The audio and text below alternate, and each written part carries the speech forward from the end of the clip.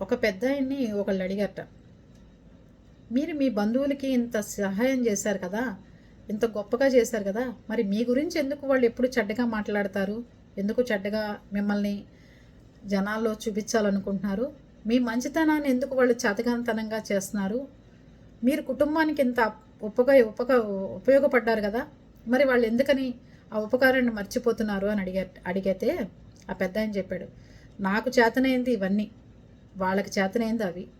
నా మీద నిందలు వేయటం, లేకపోతే తట్టుకోలేకపోవడం, మన ఎదుగుదలను చూడలేకపోవడం, ఇవన్నీ వాళ్ళకి చేతొచ్చినవి.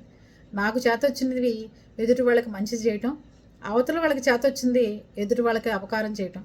అందుకే అంటారు, తిన్న కంచంలో ఎప్పుడూ మట్టి పోసుకోకురా అని, అది ఊరికే పోదు. ఇది అడిగింది కూడా నేను మా నాన్నగారిని.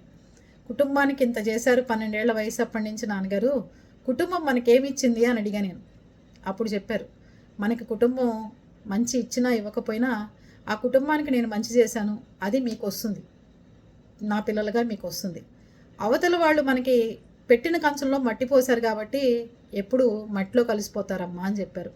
చూద్దాం మరి, మనం ఎవరికైతే ఉపకారం చేసామో వాళ్ళు మనం కష్టాల్లో ఉండాలి, మనం బాగుపడకూడదు అని కోరుకుంటే వాళ్ళు మట్టిలో కలిసిపోతారన్నారు. చూద్దాం మరి ఏం జరుగుతుందో. ఎప్పుడైనా మంచి చేయండి, చెడు చేయాలని ఎవరికి చూడమాకండి. ఓకేనా?